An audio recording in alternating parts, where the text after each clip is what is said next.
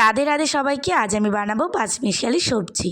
প্রথমে আমি তেলে ফোড়ন দিয়েছিলাম হলো পাঁচফোড়ন আর শুকনো লঙ্কা পাঁচফোড়ন ফোড়ন দিয়ে দিয়েছি আগে থেকে বানিয়ে রাখা আলুটা দিয়ে ভালোভাবে একটু লাল করে ভেজে নিয়ে দিয়ে দিতে হবে আমাদের সিমটা দিয়ে একটুখানি নাড়াচাড়া করে নিতে হবে। সিমটা বেশি ভাজা যাবে না, তাহলে ঝোলের সময় একদম গলে আসবে।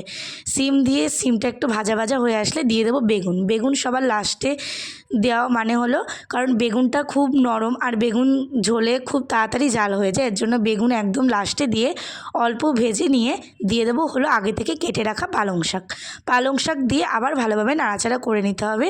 সবজিগুলোর সাথে ভালোভাবে ভেজে নিতে হবে।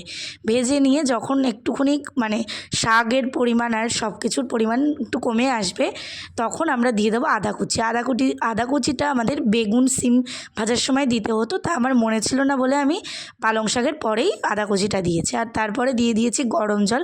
আর যে কোনো রান্নায় গরম জল দিলে স্বাদটা আলাদাই আসে। তারপর দিয়ে দিয়েছি কটা চেরা কাঁচা লঙ্কা দিয়ে কিছুক্ষণের জন্য মিডিয়াম ফ্লেমে আমাদের নেড়েচেড়ে নিতে হবে। মানে একটুখানি জাল দিতে হবে। জাল দিয়ে নামানোর আগে একটুখানি চিনিটা অ্যাভয়েড করলেও হয়। চিনি দিয়ে আগে থেকে ভেজে রাখা বড়ি দিয়ে ধনেপাতা দিয়ে নামিয়ে নিলেই রেডি আমাদের পাঁচমিশালি সবজি।